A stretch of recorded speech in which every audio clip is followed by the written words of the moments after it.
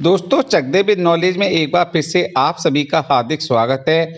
आज का वीडियो एक बार फिर से हम माइनर्स पे बनाने जा रहे हैं। पिछले वीडियो में हमने आपको बताया था कि माइनर कौन होता है।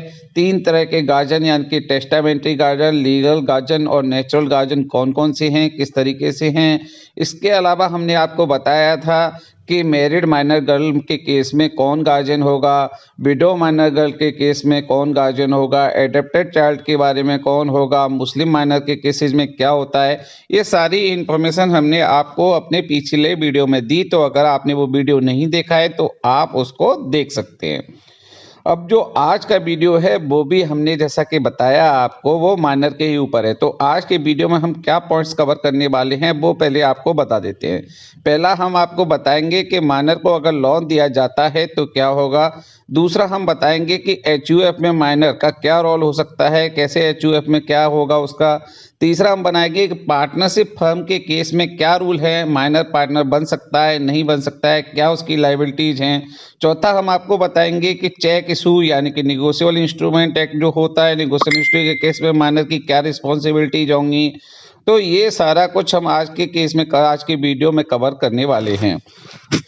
सबसे पहले हम आपको बताते हैं कि सेक्शन 26 निगोशिएबल इंस्ट्रूमेंट एक्ट का क्या कहता है। इस एक्ट के अनुसार कोई भी माइनर चेक को ड्रॉ कर सकता है, एंडोर्स कर सकता है, निगोशिएट कर सकता है। लेकिन हम आपको बता दें कि कोई भी माइनर रिस्पॉन्सिबल नहीं है, लायबल नहीं है ऐसे चेक्स के लिए। आप उसको सू भी नहीं कर सकते, कोई केस नहीं कर सकते हैं जब तक कि वो माइनर है। तो ये आपको ध्यान रखना पड़ेगा। अब बात करते हैं पार्टनरशिप फर्म की। पार्टनरशिप फर्म जो डिपेंड करती हैं, जो सारे रूल हैं वो होते हैं इंडियन पार्टनरशिप एक्ट 1932 में। और जो सेक्शन 30 है इस एक्ट का, सेक्शन 30 में लिखा है कि जब भी कोई पार्टनरशिप फर्म बनाई जाए तो उसके बेनिफिट के लिए जो माइनर होता है उसको पार्टनर बनाया जा सकता है अगर बाकी के पार्टनर अपना कंसेंट दे देते हैं तो। लेकिन उसको पार्टनर तो बनाया जा सकता है, लेकिन वो कोई भी जो लॉस होगा फर्म का उसके लिए लायबल नहीं है।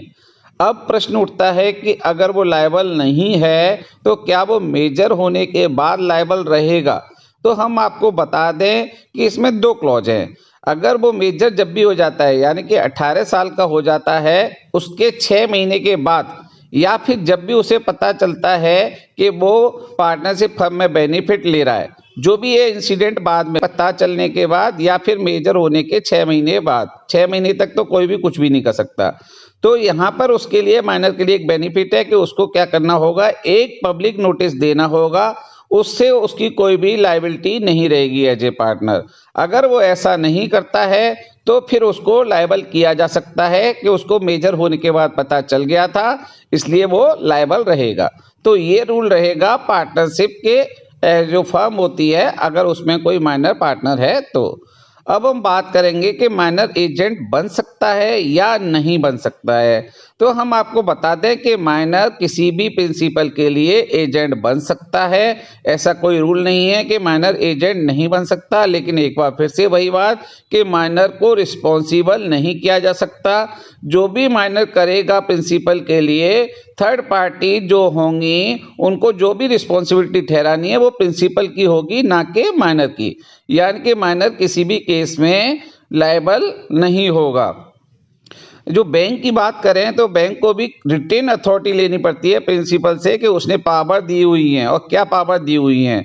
बैंक को ये सारा कुछ ध्यान देना पड़ेगा और उसको जो भी माइनर को डेलीगेशन दे रखी है प्रिंसिपल ने, उसके अलावा बैंक को कोई भी अथॉरिटी माइनर को नहीं देनी है, क्योंकि माइनर तो लायबल होगा ही नहीं। अब हम बात करते हैं लॉन्स टू माइनर, यानी कि जो माइनर है उसको लोन देंगे तो क्या होगा। ये हमने थोड़ा सा पिछले वीडियो में भी बताया था सॉरी। तो जो माइनर है वो कभी भी पर्सनल लायबल नहीं होता है और उससे लोन रिकवर नहीं किया जा सकता। ये चीज आपको थोड़ा सा ध्यान रखनी चाहिए। ऐसा भी नहीं है कि माइनर को लोन नहीं होता, जैसे स्पेशली एजुकेशन लोन हम यहाँ बैंकर्स के एस्पेक्ट से बता दें, एजुकेशन लोन होता है माइनर के केस में। लेकिन यहाँ पर जो डॉक्यूमेंट है वो जब मेजर हो जाता है एक बार फिर से एग्जीक्यूट करने होते हैं जिससे कि उसको लायबल बनाया जा सके और जब वो माइनर होता है उस टाइम भी जो लोन होता है वो अकेले उसको नहीं दिया जाता। आपने देखा ही होगा कि जब भी आप एजुकेशन लोन देते हैं तो उसके पेरेंट यानी कि फादर स्पेशली उनको आप को-बोरोवर बना के देते हैं, और जैसे ही 18 साल का वो हो जाता है आप एक बार फिर से fresh set of security document आपको साइन कराना होता है। अब ये तो हुई सारी बात। अभी तक हम आपसे बात कर चुके कि लोन के केस में क्या होगा, यानी कि लोन आप उसको नहीं दे सकते। एजुकेशन लोन देंगे तो यहाँ पे फ्रेश सेट ऑफ डॉक्यूमेंट होगा 18 साल बाद। एजेंसी के केस में वो एजेंट बन सकता है लेकिन वो लायबल नहीं होगा। पार्टनरशिप के केस में वो माइनर जो है लेकिन वो लायबल नहीं होगा। पार्टनरशिप के केस में वो माइनर जो है बेनिफिट्स के लिए बनता है लेकिन लॉस के लिए नहीं होगा लायबल। और 6 महीने बाद जब वो मेजर हो जाता है या जब भी उसको पता चलता है तो वो एक पब्लिक नोटिस देके पार्टनरशिप फर्म से अलग भी हो सकता है। इसके अलावा अभी तक हमने आपको बताया कि वो चेक ड्रॉ कर सकता है और लेकिन उसको लायबल नहीं ठहराया जा सकता है। अब हम बात करेंगे नॉमिनेशन की कि नॉमिनेशन के केस में क्या होगा, क्या माइनर नॉमिनेशन कर सकता है, क्योंकि आप सेविंग अकाउंट तो माइनर्स का खोलते ही है। तो हम आपको बता दें माइनर कभी भी नॉमिनेशन नहीं कर सकता है, उसका जो नॉमिनेशन जो होगा वो इनवैलिड है, यानी कि उसको जो उसका अकाउंट है उसमें वो नॉमिनेशन नहीं कर सकता। हाँ, माइनर को नॉमिनी बनाया जरूर जा सकता है। अगर कोई आदमी अपने अकाउंट में किसी माइनर को चाहता है कि माइनर को नॉमिनी बना दूं तो ऐसा किया जा सकता है, यानी कि माइनर नॉमिनी नहीं बना सकता लेकिन माइनर नॉमिनी बन सकता है। जब माइनर नॉमिनी बनेगा तो कोई ना कोई एक स्पेसिफिक पर्सन का नाम देना पड़ेगा जो कि गार्जियन होगा नॉमिनी का। गार्जियन का हम आपको पिछले वीडियो में बता चुके हैं कि कौन कौन गार्जियन होते हैं, किस तरह से गार्जियन होते हैं। उसका नाम देना ही पड़ेगा जो कि माइनर के बिहाफ पर पेमेंट ले सके, यानी कि जब भी माइनर के फेवर में नॉमिनेशन होगा गार्जियन लेना मैंडेटरी है, उसके बिना आप नहीं कर सकते।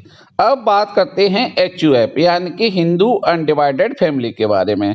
तो माइनर को पार्टनर बन सकता है HUF के अंदर, इसमें कोई भी डाउट नहीं है।